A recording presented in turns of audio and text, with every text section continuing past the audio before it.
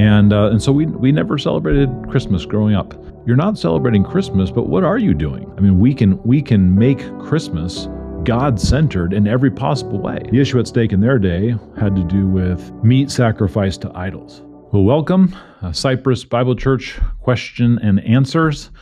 Here's a video addressing a few questions related to Easter and Christmas. I'm going to read both these questions because they're very similar in nature. Here's the first question. How important are things like calling the resurrection celebration Easter, since it was what the world called it, since its background is the god Esther?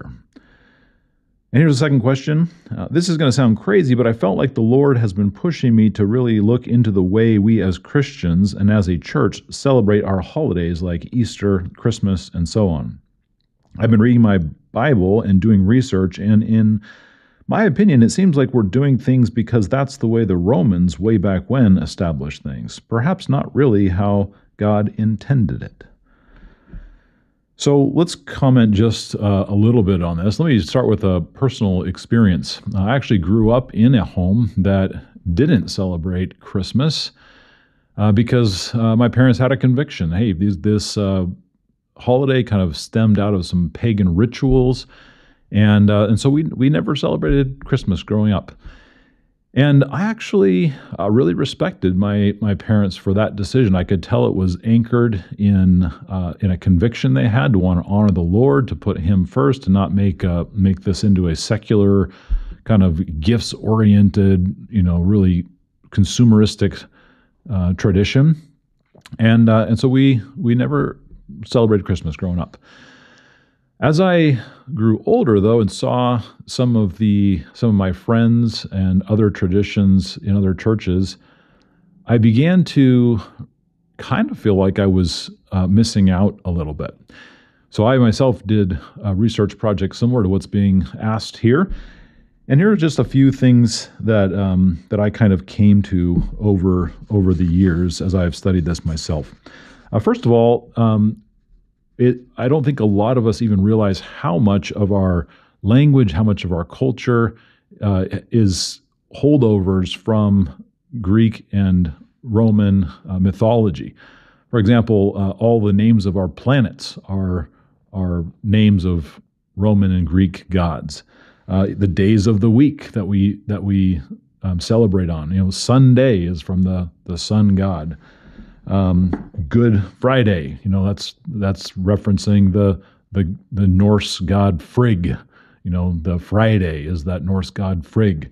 So there's all sorts of references in our English language, our vocabulary, that wash over us all the time, and we're not making the connection back to those ancient origins. And I think for the most part, when we talk about Christmas and Easter, unless you're really tuned into that, our culture is not making those connections either. In regards to Easter itself, it's actually very interesting. It's a very common perception among Christians that have studied this, that Easter kind of makes its way back to some pagan ritual.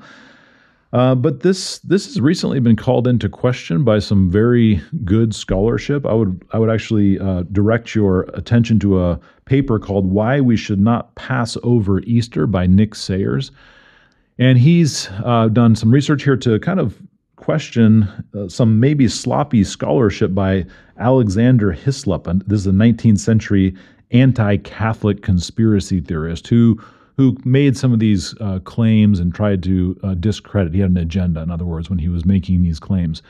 The word Easter and where the origins of Easter is actually very cryptic. It's hard to tell where that came from for sure.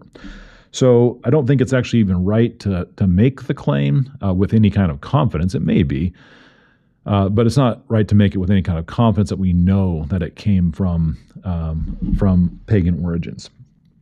So I think the bigger question is, what are we to do? Let's just say it was. Let's just say that we know for sure. With Christmas, we know we have better connection there.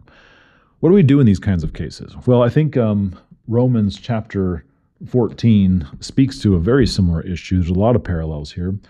The issue at stake in their day had to do with meat sacrificed to idols. I don't want to participate in this pagan ritual, eat meat, and somehow in so doing condone what's going on there or associate myself in some way with that pagan practice.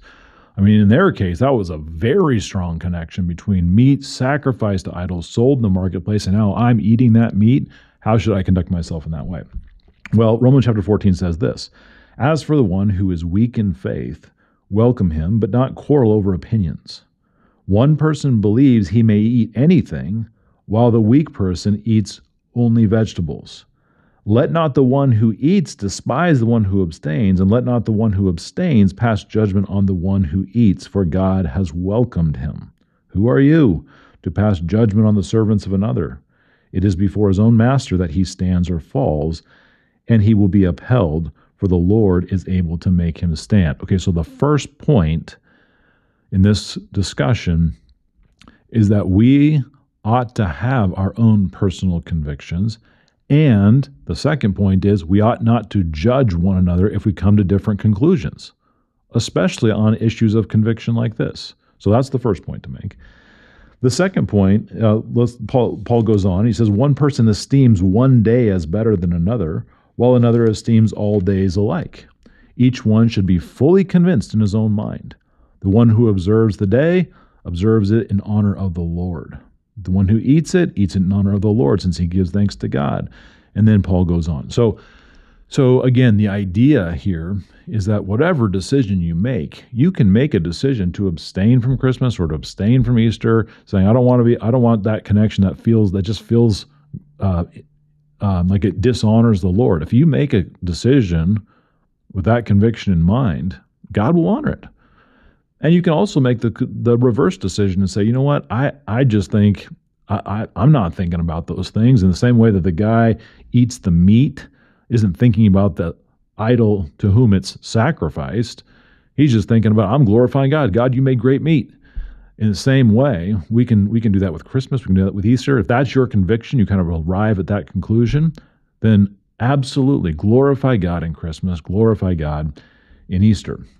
A second text that I think is maybe even more helpful here, or at least equally as helpful, Colossians chapter 2, verse 16. It says, "Therefore, let no one pass judgment on you in questions of food and drink, or with regard to a festival or a new moon or a Sabbath. These are a shadow of things to come, but the substance belongs to Christ." In other words, it's not about the day itself. It's about the person behind the day, right? These are just shadows, these special holidays that we do, whatever the case might be. They're just shadows. The point is, are you worshiping Christ? And so return to my original story. When I first got married, I was a little bit uncomfortable celebrating Christmas because of my background. But my wife asked me a question I thought was very helpful for me. She's like, "Well, you're not celebrating Christmas, but what are you doing to celebrate the?" I respect the fact that you don't want to be materialistic, but what are you doing to kind of celebrate the fact that the Word became flesh and dwelt among us? What are you doing to celebrate the resurrection? And it got me to thinking, everything I don't like about Christmas, I don't have to incorporate into our life, into our traditions. I mean, we can make Christmas God-centered in every possible way. So we tried in some of our traditions in our home to put Christ in the center of Christmas, and rather than making it this materialistic grab of goods and the greed and sometimes materialism that surrounds that we all despise as Christians. So I would just encourage you, whatever your convictions are in regards to the day itself, make sure you put Christ at the center. Put Christ at the center. The Word became flesh and dwelt among us. That is a central theme to redemptive history. We ought to celebrate that as Christians. The fact that Christ rose from the dead and overcame death, and that newness of life is now given to us as believers, that ought to be the center of our worship and celebration. So whatever you do, make sure that those things don't get lost in either celebrating the holidays or abstaining from the holidays. The point is Christ. He is the substance. Everything else is the shadow.